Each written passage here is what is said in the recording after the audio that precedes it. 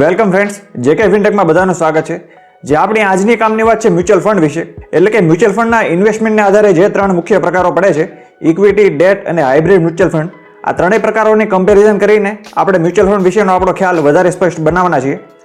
કમ્પેરિઝનનો આપણો મુખ્ય આધાર છે આ ત્રણેયની ડેફિનેશન, આ ત્રણેય મ્યુચ્યુઅલ ફંડમાં કઈ રીતે ટેક્સ લાગે છે, ત્રણેયમાં આપણને એક્સપેન્સ રેશિયો કેટલો જોવા મળે છે, ત્રણેયમાંથી આપણને કેટલું રિટર્ન મળતું હોય છે, આ ત્રણેયમાં લિક્વિડિટી કેટલી જોવા મળે છે અને આમાં રિસ્કનું પ્રમાણ કેટલું છે, સાથે સાથે આ ત્રણેય મ્યુચ્યુઅલ ફંડમાં ઇન્વેસ્ટમેન્ટ કરતી વખતે આપણો ટાઈમ હોરિઝન કેટલો હોવો જોઈએ અને છેલ્લે આપણે જોવાના છીએ કે આપણા કયા ગોલને પૂરા કરવા માટે કયો મ્યુચ્યુઅલ ફંડ આપણા માટે સુટેબલ છે। આ દરેક મુદ્દાની આપણે ડિટેલમાં ચર્ચા કરવાના છીએ। આ પહેલાં તમે આપણી ચેનલ જેકે ફિનટેકને હજુ સુધી સબસ્ક્રાઇબ ન કરી હોય તો સબસ્ક્રાઇબ કરીને ફટાફટ બેલ આઇકન દબાવી દેશો કે જેથી આવનારા ફાઇનાન્શિયલ વિડીયોની નોટિફિકેશન તમને સરળતાથી મળી શકે। આપણી ચર્ચામાં સૌથી પહેલાં વાત કરીએ ત્રણેય મ્યુચ્યુઅલ ફંડના ડેફિનેશનની। સૌથી પહેલાં આવે છે ઇક્વિટી મ્યુચ્યુઅલ ફંડ। આ મ્યુચ્યુઅલ ફંડ કંપની એવી છે કે જે ડાયરેક્ટ કંપનીના શેર છે અથવા તો તેને રિલેટેડ કોઈ ડેરિવેટિવ માર્કેટમાં ટ્રેડિંગ થતું હોય તો તેમાં રોકાણ કરીને તે નફો કમાતી હોય છે અને આ રીતે રિટર્ન જનરેટ કરે છે।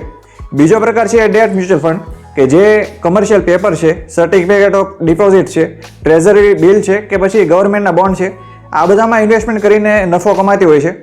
અને ત્રીજો પ્રકાર છે હાઇબ્રિડ મ્યુચ્યુઅલ ફંડ કે જે તેના નામ પ્રમાણે ઇક્વિટી અને ડેટ એમ બંને ઇન્સ્ટ્રુમેન્ટમાં રોકાણ કરે છે। હવે અહીંયા ટેક્સેશનની દ્રષ્ટિએ જે હાઇબ્રિડ મ્યુચ્યુઅલ ફંડ છે તે 65% કરતાં વધારે ઇક્વિટી પોર્શનમાં રોકાણ કરતી હોય તો તેને ઇક્વિટી મ્યુચ્યુઅલ ફંડની કેટેગરીમાં લેવામાં આવે છે અને જો 35% કરતાં વધારે ડેટ ઇન્સ્ટ્રુમેન્ટમાં રોકાણ કરતી હોય તો તેને ડેટ મ્યુચ્યુઅલ ફંડની કેટેગરીમાં લેવામાં આવે છે।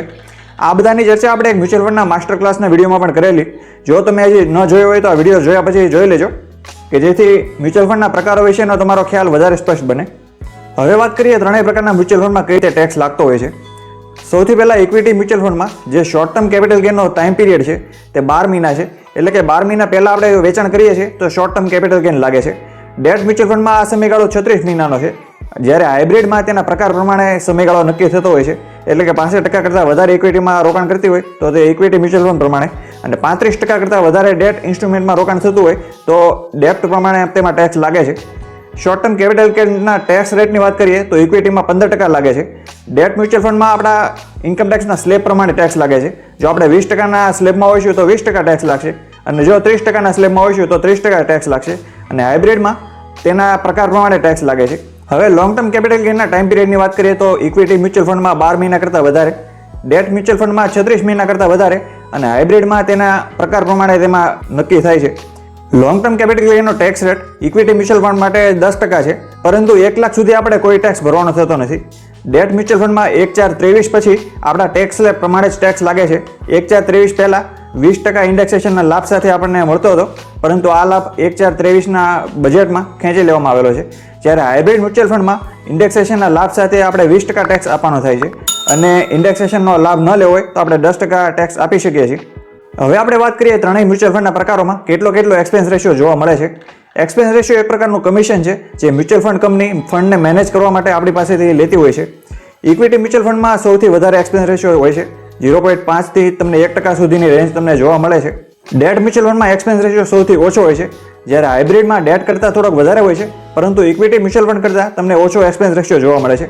હવે વાત કરીએ ડિગ્રી ઓફ રિસ્કની તો ઇક્વિટી મ્યુચ્યુઅલ ફંડ એ સૌથી વધારે રિસ્કી છે, કારણ કે માર્કેટની ચડાવ ઉતારની તેની સીધી અસર થાય છે, જ્યારે ડેટ મ્યુચ્યુઅલ ફંડમાં લો ટુ મોડરેટ રિસ્ક હોય છે, મોટાભાગે લો રિસ્ક જ હોય છે, પરંતુ જો કંપની દ્વારા અનસિક્યોર્ડ બોન્ડમાં ને એ બધામાં વધારે રોકાણ થતું હોય રિટર્ન વધારવા માટે તો પછી એ થોડુંક રિસ્કી બની જાય છે। આથી લો ટુ મોડરેટ રિસ્ક તમે કહી શકો છો, જ્યારે હાઇબ્રિડમાં જે રિસ્કનું પ્રમાણ છે તે મોડરેટ ટુ હાઈ હોય છે, કારણ કે હાઇબ્રિડમાં ડેટ અને ઇક્વિટી એમ બંનેમાં રોકાણ થાય છે। એનું કારણ એ છે કે ઇક્વિટીમાં જે રોકાણ થાય છે તે હાઇબ્રિડ મ્યુચ્યુઅલ ફંડમાં રિસ્ક વધારી દે છે, પરંતુ તેમાં ડેટમાં પણ ઇન્વેસ્ટમેન્ટ થતું હોવાથી આ રિસ્કને થોડુંક મોડરેટ કરી નાખે છે, આથી તમને મોડરેટ ટુ હાઈ રિસ્ક જોવા મળે છે। હવે રિટર્નની વાત કરીએ તો તેના રિસ્ક પ્રમાણે જ ઇક્વિટીમાં જો તમે ઇન્વેસ્ટમેન્ટનો હોરિઝન 7 વર્ષ કરતાં વધારે, જેની ચર્ચા હવે આગળના મુદ્દામાં આપણે કરીશું, તો તમને 12 થી 15% જેટલું ઊંચું રિટર્ન તમને જોવા મળે છે। ડેટ મ્યુચ્યુઅલ ફંડમાં તેના રિસ્ક પ્રમાણે જ તમને 7 થી 8% જેટલું રિટર્ન મળી શકે છે, જ્યારે હાઇબ્રિડમાં તેના પ્રકાર પ્રમાણે જો તેનો પ્રકાર ઇક્વિટી પ્રકારનો હોય તો 10 થી 12% અને જો ડેટ ઇન્સ્ટ્રુમેન્ટમાં તે વધારે રોકાણ કરતું હોય તો 8 થી 10%નું રિટર્ન તમે એક્સપેક્ટ કરી શકો છો। હવે લિક્વિડિટીની વાત કરીએ તો ઇક્વિટી મ્યુચ્યુઅલ ફંડમાં સૌથી વધારે લિક્વિડિટી જોવા મળે છે, માર્કેટમાં તેની લે વેચ સૌથી વધારે થતી હોય છે। ડેટ મ્યુચ્યુઅલ ફંડમાં પણ ઇક્વિટી મ્યુચ્યુઅલ ફંડ જેટલી જ તમને લિક્વિડિટી જોવા મળે છે, જ્યારે હાઇબ્રિડ મ્યુચ્યુઅલ ફંડમાં ઇક્વિટી મ્યુચ્યુઅલ ફંડ કરતાં લિક્વિડિટી થોડીક ઓછી હોય છે। હવે આપણે વાત કરીએ ઇન્વેસ્ટમેન્ટ હોરિઝન વિશે, એટલે કે એક્સપેક્ટેડ રિટર્ન મેળવવા માટે તમારે ઇન્વેસ્ટમેન્ટના કેટલા સમય ઓછામાં ઓછું રહેવું જ પડશે. તો ઇક્વિટી મ્યુચ્યુઅલ ફંડ માટે ઇન્વેસ્ટમેન્ટ હોરિઝન તમારો 7 વર્ષ કરતાં વધારે જોવો જોઈએ, કારણ કે તો જ તે તેજી મંદીના ચક્રોને શોષી શકશે અને તમને હાઈ રિટર્ન આપી શકશે. તેની ચર્ચા આપણે આગળના વિડીયોમાં પણ કરેલી.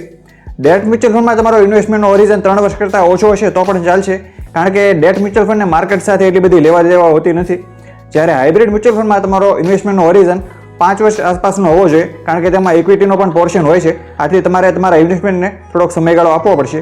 હવે આપણે વાત કરીએ સુટેબિલિટીની, એટલે કે જે તમારા લોંગ ટર્મ ગોલ છે, જેમ કે તમારા સંતાનોનો ઉચ્ચ અભ્યાસ છે, તેમના લગ્ન છે, કે પછી તમે તમારા રિટાયરમેન્ટનું પ્લાનિંગ કરો છો, તો આ બધા માટે તમે ઇક્વિટી મ્યુચ્યુઅલ ફંડમાં રોકાણ કરી શકો છો, જેથી લાંબા ગાળે તમને કમ્પાઉન્ડિંગના લાભને આધારે તમારા વેલ્થનું વધારેમાં વધારે મેક્સિમાઇઝેશન થઈ શકે છે, જેની ચર્ચા આપણે એક કમ્પાઉન્ડિંગના વિડીયોમાં પણ કરેલી. જો તમારો એ ડાયવર્સિફિકેશન આપવું છે તમારા ફંડને, અને તે આપવું જ જોઈએ, જો તમારે તમારા ઇન્વેસ્ટમેન્ટને સેફ રાખવું હોય તો તમે ડેટ મ્યુચ્યુઅલ ફંડમાં રોકાણ કરી શકો છો. તમે એફડી અને જે બોન્ડ છે તેના અવેજીમાં પણ તમે ડેટ મ્યુચ્યુઅલ ફંડમાં ઇન્વેસ્ટમેન્ટ કરી શકો છો. હાઇબ્રિડ મ્યુચ્યુઅલ ફંડનો ઉપયોગ તમે તમારા શોર્ટ ટર્મ ગોલને પૂરા કરવા માટે કરી શકો છો. શોર્ટ ટર્મ ગોલ એટલે કે તમારે 4-5 વર્ષ પછી કોઈ ગાડી લેવી છે અથવા તો નવા ઘરનું ડાઉન પેમેન્ટ ભરવું છે, તો તેના માટે તમે હાઇબ્રિડ મ્યુચ્યુઅલ ફંડમાં ઇન્વેસ્ટમેન્ટ કરી શકો છો. કારણ કે અહીંયા ઇક્વિટી અને ડેટ એમ બંનેમાં ઇન્વેસ્ટમેન્ટ થતું હોવાથી તમને ઇક્વિટીનું હાઈ રિટર્ન પણ મળે છે અને ડેટની સિક્યુરિટી પણ મળે છે. આથી ટૂંકા પીરિયડ માટે તમારું ફંડ સેફ રહે છે અને રિટર્ન પણ હાઈ મળે છે. હું આશા રાખું છું કે ઇન્વેસ્ટમેન્ટના આધારે equity mutual fund, date mutual fund અને હાઇબ્રિડ મ્યુચ્યુઅલ ફંડ એ મ્યુચ્યુઅલ ફંડના જે 3 પ્રકારો પડે છે તેના વિશેનો ખ્યાલ તમારો વધારે સ્પષ્ટ બન્યો હશે, જે મ્યુચ્યુઅલ ફંડમાં ઇન્વેસ્ટમેન્ટ કરતી વખતે તમને ખૂબ કામ આવવાનો છે. જો તમને આપણી વચ્ચેની આ ચર્ચા કામની લાગી હોય તો આપણી કામની વાતને તમારા સ્વજનો અને મિત્રો વચ્ચે વધારેમાં વધારે શેર કરો, કે જેથી બધા જ આવા ફાઇનાન્શિયલ ઇન્વેસ્ટમેન્ટ બાબતે જાગૃત બને અને જાણે.